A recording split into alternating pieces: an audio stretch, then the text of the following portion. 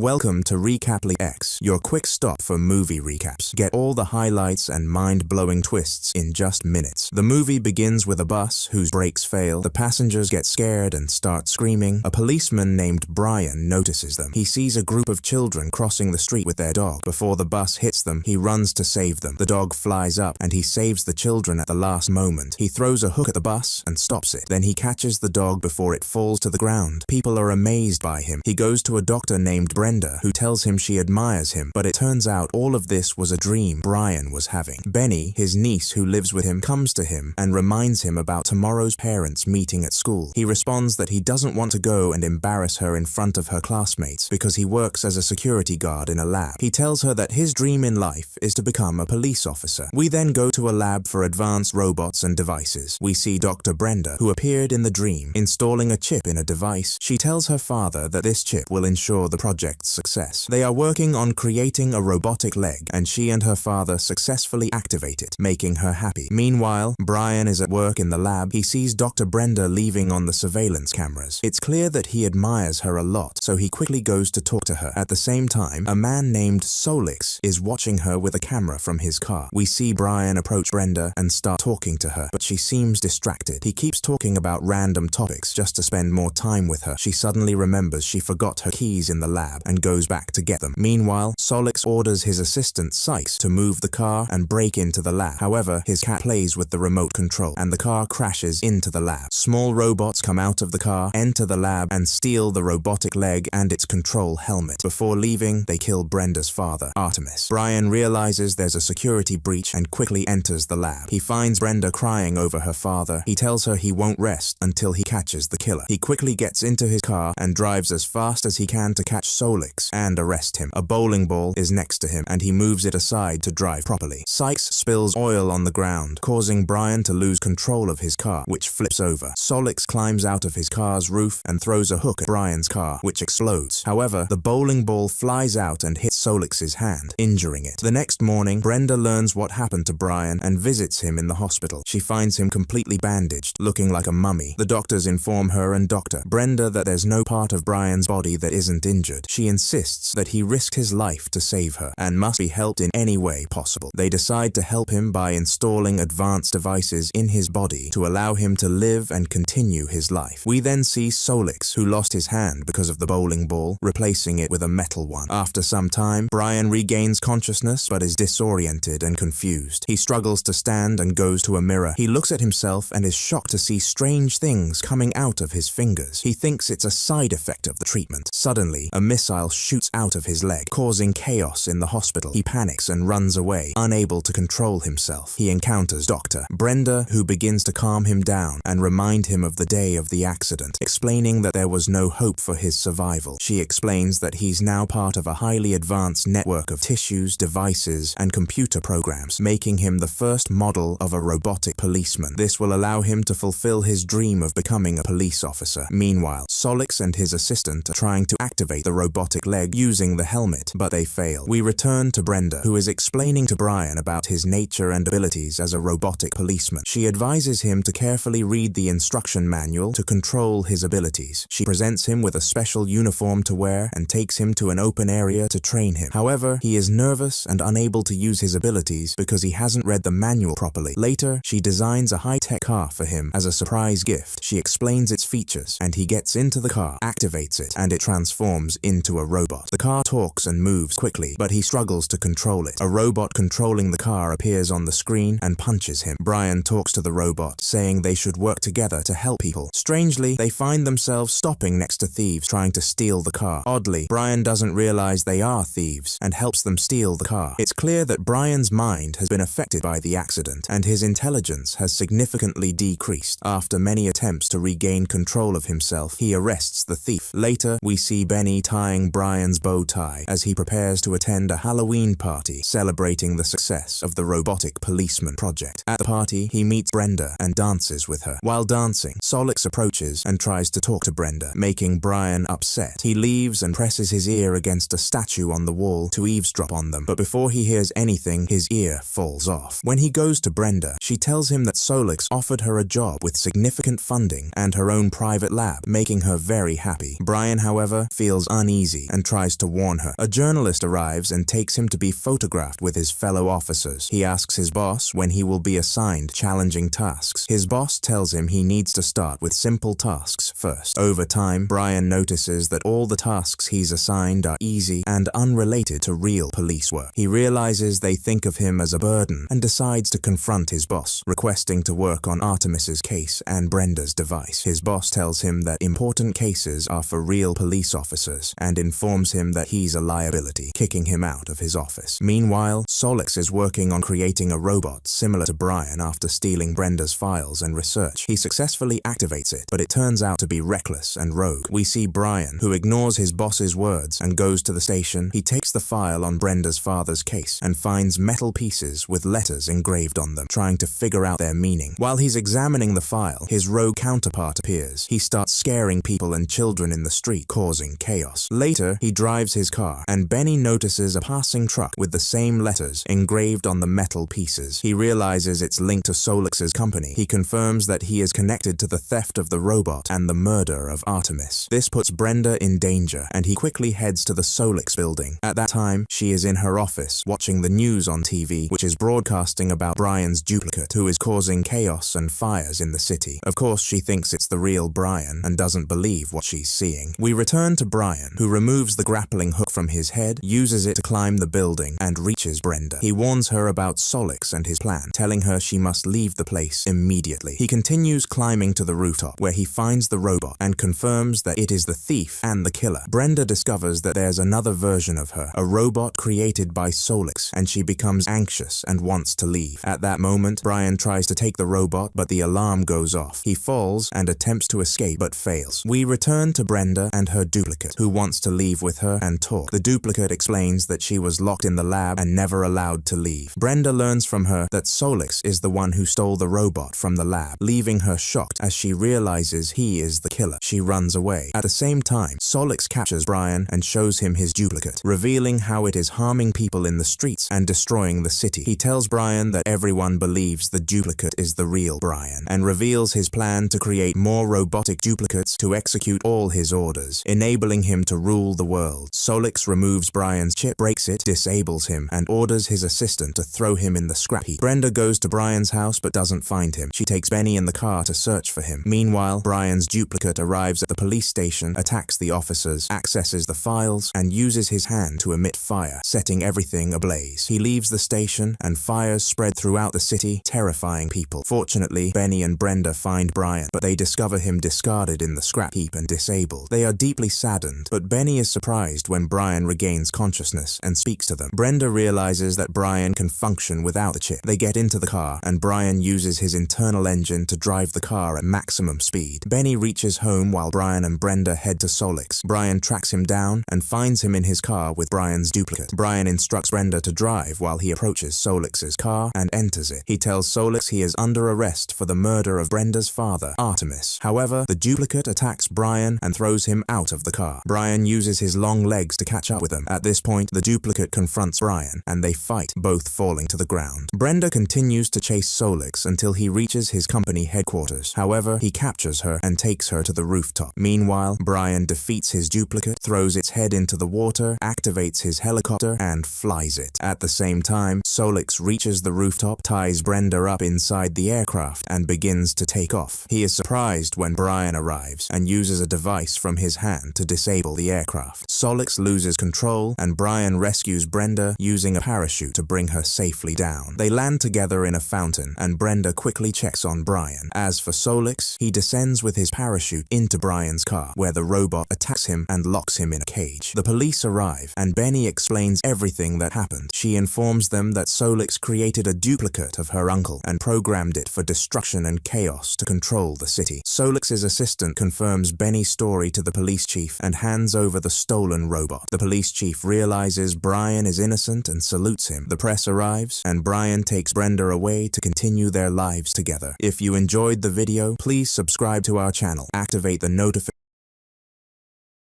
Welcome to the world of anime. Discover amazing stories, epic battles, and the magic of anime. Let's dive in. Song goes to the hospital ward. He starts talking with her. He discusses her illness, which we know is a permanent coma. It's a very dangerous disease affecting 1 in every 10,000 people. And so far, no one has ever recovered from this illness and risen again. Song, after seeing a glimmer of hope, refuses to give up. But his energy is still weak, and he needs to increase his strength if he wants to enter the demon tower. Due to this situation, the boy calls Geno, and they meet at a restaurant. He tells him, due to personal circumstances, I agreed your last offer. I'll join you in 20 dungeons from the 4th rank, and the agreement between us remains as I said last time. This made Geno very happy, and he said to him, anything you want will be. Song replied, I agree, but on one condition. We both enter the dungeon alone. Geno was shocked and said, how? I don't understand. Song then explained that he would bring 6 others to complete the required number, but no more. The 2 of them would enter the dungeon alone, kill the boss inside, and then exit. This made Geno understand that Song doesn't want anyone to notice his power. He said, all right, agreed. But the matter will take some time until I agree with my father. So we have about a week at most, Song replied. All right, and then they left. Meanwhile, Geno's father had indeed started forming the guild. He sent his advisors to hunters with S rank or 0-level ranks to recruit them for his new guild. But of course, the matter wasn't that easy because no one agreed initially. At the same time, Geno went to talk to his father and explained his entire plan to him. At that moment, the father agreed and said, let's see your skills. At the same time, Song couldn't find anyone to help him. He finished all his daily training and then received a message from the organization informing him that a 4th rank dungeon had opened nearby. Of course, Song had the opportunity to enter this dungeon. At that moment, Song said, no problem, I'll take on this mission. Indeed, he accepted it. This message was sent to all hunters near the dungeon. Many of them accepted it. The next day, Song arrived at the location, and here was the shock. 5 of those who were with him before were present in the same dungeon. Among them was Kim. Everyone was surprised by Song's significantly changed appearance, but the only ones who spoke to him were Juhi and Sean, the leader who was present in the first dungeon, because they were the 2 who stayed with him until the end, while the rest fled and were embarrassed to talk to him. We learned that 3 third-rank individuals will join Song and his friends in the dungeon, and we find out that they were criminals who entered this mission to reduce their punishment. They are supervised by a 2nd-rank hunter named Kang. He looks very confident in himself and his skills. He tells them, don't worry about them. If any of them tries to make anything, I'll kill them immediately. Everyone then said, all right, and entered the dungeon. As soon as they entered, they encountered a group of weak goblins. The criminals easily took care of them. As for Song, he eliminated a very large group of them. His strength seemed to have increased as well, to the point that Juhi was surprised at how weak Song had become so capable of killing easily and hadn't been injured by any monster so far. But Song wanted to avoid the topic and casually found something to say and laughed so she wouldn't notice. At the same time, Sean noticed that Song's strength had greatly increased and realized that his aura had become stronger. In the mission, they continued their path inside the dungeon and reached 3 caves. They split into 3 teams, each entering a different cave. Kang and the criminals entered the upper right cave. Song, Juhi, and Sean entered the left days. For Kino and the rest, they entered the middle. But before Song entered, they noticed Kang was laughing in a very strange way. They also seemed suspicious about what was going on. They all entered, and everything seemed fine. At the same time, Kang was talking to the boy with him. He said, I feel ashamed I couldn't face Song because of what I did in the first dungeon. The boy said to him, after we get out of here, I want to apologize to Song. Maybe he'll forgive me. I did something very bad to him in the last dungeon, and since then, I've regretted it deeply. Meanwhile, Kang was with the criminals, watching them kill the goblins. At that moment, he stopped them and started talking to them, saying, you're killing goblins very easily, but if they were humans, would there be any difference for you? The criminals replied, no, there's no difference for us. They're just animals, nothing more. At that moment, Kang remembered the words of someone who came to him before they entered the cave, and who was telling him that these criminals raped his daughter in a very brutal way. The police found out and arrested them, but his daughter could not bear the situation and committed suicide. They went to prison. They will be realized out without dying, and that is because they are hunters and their rank is high. But my daughter will never come back again, so please take revenge on them for me. Take all the money, Dahet, but I do not want them to come back again. Let us return to the cave at that time. At that moment, Kanji started looking at the criminals and saying to them, because of the rebellion of the criminals in front of me, I decided to defend all the hunters in the cave and kill you. This is the report that I will write. And at the same time, Kino and those with him reach the end of their cave, and we know that all 3 caves are connected to one end. And at that moment, they see Kanji killing one of the criminals he is holding. And this is what made Ken shout at him and say to him, what are you doing? Kanji finished off the person he is holding and told him, it will be your turn. Meanwhile, Kan, Songo, and those with him approach the cave leader, but suddenly they hear a scream coming from the first palm. Song immediately runs at top speed and reaches the place of the sound. And at that moment, he finds everyone there killed. At the same time, Ken was seriously injured, bleeding from everywhere. Song was sitting and upsetting Joy and telling her to heal him quickly. The girl actually started using her cocoon and started treating him. Ken was barely regaining consciousness, and he said, save your energy, my daughter. I'm close to death anyway. It's good that I saw you, Senga, before I die. I wanted to tell you that I had agreed with Wadi and the others that as soon as we left the cave, we would apologize to you for what we did. I know you will never forgive me, but let me say that I'm sorry. Senga was very angry at that moment and said to him, wake up, Ken. But unfortunately, Ken was dying at that time. Ken was upset and didn't know who killed him. But suddenly, Kanji attacked Joey with great speed, intending to kill her. Senga grabbed him and said, what are you doing? Kanji backed away and said, I wanted to finish off the healer first, but it seems you all want to die before her. Since that's your wish, I'll grant it. At that moment, Sean realized that Kanji was the one who killed them and said to Song, step back, I'll face him myself. Kanji laughed and said, how can a weakling like you handle me? You won't last a minute in my hands. But Sean ignored his words and said, Joey, boost me with energy. Joey did so, and both of them began to clash. Kanji said, this is your end, Sean. He was about to kill him, but Sean used all his energy at the last moment, burning everything around him. Kanji thought he had won, but suddenly, Kanji remained unharmed and laughed at Sean's courage. He said, you pretended to be a sword warrior to lower my defenses and burn me. It was a clever and bold move, but it won't work on me. He headed toward Sean's friends to finish them off. Joey closed her eyes in fear of what might happen, but when she opened them, she found that Song had managed to block Kanji's attack. Sean was still alive. Kanji was shocked for the second time and asked, who exactly are you? How did you block my attack? Song replied, I'm a 5th grade adventurer, and it seems I'll finish you off now. Kanji became extremely angry and said, 5th grade? How did you block my attacks? Not only that, but you also have high physical strength and move quickly. This means only 2 things. Either you were hiding your power, or you experienced an awakening. Everyone was shocked at that moment. Even Sean couldn't believe what he heard. Kanji continued, saying, it seems you've known each other for a while, which means you weren't hiding your power. You must have experienced an awakening. The shock was palpable, and no one could believe what they were hearing. But Kanji continued, no matter what happened to you, I'll finish you off now. Song was furious and asked, why did you kill them? Kanji replied, it was a request from the client. The criminals assaulted his daughter, and I killed them for that reason. Songo said to him, I didn't say anything about the criminals. Why did you kill King and his group? It's clear you were torturing them before killing them. If what you're saying is true and you killed the criminals for the client, why didn't you capture them differently? It looks like you enjoyed torturing them, avoiding their vital organs and letting them bleed to death. At that moment, Kanji recalled when the client came to him with the request. We see Kanji, before agreeing or refusing, asking the client a question. Don't you think someone as talented as me, even if a second-rate one, deserves to be in a higher guild? Haven't you wondered why I'm stuck in this lousy guild and earning a meager salary? The man was stunned and asked him, why? Kanji replied, because I enjoy killing people, and there's no other place that allows me to do that except here. We return to the present time, and Kanji says to Songo, yes, I killed them because I enjoy it, and I'll kill you too for the same reason. Come on, show me what you can do. He started attacking him, but Songo blocked his strikes with great skill. Both activated their energy, and their speed was incredibly high. They attacked each other while Sean and Johi watched, unable to keep up with their speed, even with their eyes. How did Songo become this powerful? At that moment, their speed was equal, and their blows shook the entire place. Kanji said to Songo, you're talented, but someone like you hasn't yet adapted to their power. Despite this, Songo was matching Kanji's speed. The system sent Songo a message saying, if you don't kill the one in front of you, your heart will stop and you'll die. But unlike before, Songo wasn't shocked. Instead, he was pleased as the system gathered all his energy around him. His terrifying aura began to manifest, and his energy became intimidating. He rushed at Kanji with insane speed and managed to wound his face. At the same time, the poison from the dagger began affecting Kanji, leaving him disoriented. Songo continued attacking him from all directions. Kanji struggled to keep up with Songo's speed. Just as Kanji was about to deliver the final blow, he suddenly disappeared. It turned out that Kanji used his strongest skill, shadow movement, disappearing at incredible speed and attacking Songo. Songo couldn't tell where the attacks were coming from. Kanji began focusing his senses to determine the exact direction of the strikes, but Kanji was too fast and managed to injure Songo's leg, rendering him unable to move. Kanji said to Songo, the skill I used is unknown to anyone because those who have seen it never lived to tell about it. At the same time, Johi inside was healing Songo's leg. Kanji noticed her and said, stay where you are. If you move, I'll finish you off first. Don't rush your death. But Songo began speaking to him, saying, do you think that'll stop me from moving? Songo used full healing to heal his injured leg. Kanji couldn't believe how a fighter hunter could use poison magic and healing. He was utterly shocked by what was happening. At that moment, Songo stood up, and his terrifying aura filled the entire place. His eyes glowed blue as he said to Kanji, your time is up. I'll kill you. Kanji immediately used his shadow movement skill, but it was over. Songo blocked his strikes effortlessly and said, I'll kill you. He pinpointed the location of Kanji's attacks using his killing intent. Suddenly, Songo began using a blood disruption skill, shocking everyone as the entire place changed. Kanji was terrified as Songo approached him and suddenly stabbed the dagger into his heart, killing him. The poison spread throughout Kanji's body. In his final moments, Kanji said to Songo, I don't understand. We measured your energy when you came out of the dungeon, and you had no energy. What's happening? Songo replied, what if I told you my energy increases after every battle? What do you think of that? Kanji was speechless and stunned by Songo's power before dying. At the same time, Sean and Johi couldn't comprehend the situation, but thanked Songo for saving them again. Afterward, Songo told them he was going to finish off the dungeon's boss and left them. After defeating Kanji, Songo's power increased significantly, and his eyes looked terrifying. He defeated the monster in seconds and then exited. The head of the monitoring department learned what happened and that Kanji was dead, but he couldn't believe it and asked who killed him. Songo thought about revealing his identity, but Sean claimed, I killed him with Johi's help. She provided me with energy and healed me, which is how I managed to kill him. The head didn't believe them, but couldn't argue further and left. However, he noticed that Songo had changed significantly since the last time he saw him, and sensed something was off. At the same time, Songo noticed the head's strength and knew that despite his own power, it would be nearly impossible to touch him. After the head left, Songo thanked Sean for hiding his identity, and they went their separate ways. As for the client who hired Kanji to kill the criminals, he confessed to everything he did, exposing Kanji's crimes and closing the case. Johi, after everything that happened in the dungeons, went to Songo and gave him some jewels. She said, you gave these to me in the dungeon to protect myself, but I've decided to quit being a hunter. I'm saying goodbye to you today, Songo. If you ever come to my city, come and invite me to dinner. At that moment, Songo understood everything she went through and the suffering she endured. He told her, take care of yourself, and then she left. But we know that before Johi left, the head of the guild spoke with Song and warned him about Huang, who is Donsok's brother, and who decided to come to the country to investigate his brother's case. He informed him that he would eliminate everyone everyone who was with him, including Songjo and Jinho. At that moment, Songjo realized the gravity of the situation and said, now I have another reason to become stronger. The day ended, and the next day, Songjo and his team started clearing third-tier dungeons. The situation was calm, with 6 useless individuals tagging along, but of course, Jinho and Songjo completed the missions with ease. They guarded the gate until Jinho and Song cleared it, and then they moved to the next gate. Song kept killing monsters and evolving, his level increasing more and more, dungeon after dungeon, until Song reached the dungeon boss, defeated it, and leveled up even further. He reached level 40, and at that moment, he received a notification from the system that said, finally, you have reached the required level. You can now choose a profession. Songo didn't understand what this meant, but he realized it was crucial and decided to train for it later. Meanwhile, at the White Tiger Guild, specifically, the guild leader was going through some documents about adventurers. He discovered that all third-tier dungeons were reserved by the Eugene Corporation, with each dungeon costing $150 million. The guild leader wondered who was paying all this money for a third-tier dungeon. He looked at the list of adventurers entering these dungeons and found Song's name. The name caught his attention and he said, "What is this?" He reviewed the recent incident reports and found Song's name there as well. He exclaimed, "How is this possible? It can't be that he survived all these incidents unless something extraordinary happened to him, an awakening." Because of this, the guild leader took his assistant and said, "I've made a discovery that will shake the city." His assistant didn't understand but followed him anyway. Meanwhile, Song was entering another dungeon with his team, who were just casually enjoying themselves and doing nothing but eating. At that moment, the guild leader arrived at the dungeon's location and observed everything. A woman approached him and said, "No one is allowed here until the dungeon is cleared." He asked her, "Are you one of the hunters here?" She replied, "Yes." This confirmed to him that Song had awakened, and not just any awakening. He was clearing third-tier dungeons alone. The guild leader thought, this is going to be big news. Indeed, Song emerged from the dungeon, and the guild leader confirmed all his suspicions because he had been hiding nearby. After Song finished his daily dungeon runs, he told Jinho, "I have an errand tomorrow," and asked him to postpone the scheduled dungeon runs. Jinho, who had already paid for the dungeons in advance, agreed reluctantly, saying, "All right, let me see if we can cancel the reservations for you." Later, while Song was heading home, he encountered the guild leader, who invited him to dinner. The guild leader said, "I want to discuss a professional opportunity with you." They went to a restaurant and Song sat across from him. The guild leader introduced himself as the CEO of the White Tiger Guild. Explaining that they were looking for talented members, he said, "I see you as talented and want you to join our guild. Whatever offer Jinho gave you, I'll double it." He was very enthusiastic, assuming Jinho's offer was modest. However, Song replied, 60 billion. That's the amount that would be double Jinho's offer. The guild leader was shocked and said, "I can't afford that. Even if I sold the entire guild, I wouldn't reach 50 billion. Song said, "Then this discussion is over." As Song got up to leave, he stopped and asked the guild leader, "How did you know about me?" The guild leader was terrified, feeling as if death loomed over him. Song used stealth and injured his face, making the guild leader even more frightened. He demanded, "Tell me how you knew about me." The guild leader confessed everything, explaining that it was due to his research and deductions. He said, "After all the recent incidents, there was only one common factor. You, Song." Song asked, "Does anyone else know about this besides you?" The guild leader replied, "Only my assistant, but I promised to silence him." Song said, "All right, but if anyone else finds out, I'll know it was you." The terrified guild leader assured him, "Your secret is safe with me." Song appeared before him again and said, "Good, we have an agreement." He apologized for his approach, but said it was necessary. The guild leader then asked Song if he was free tomorrow, explaining that Jinho's company had reserved all the dungeons. Song gave him a list of available dungeons for double the price per hour, saying, "Everything is settled now," and left. Later, Song called Jinho and told him, "All the dungeons we were supposed to visit tomorrow have been sold for $600 million.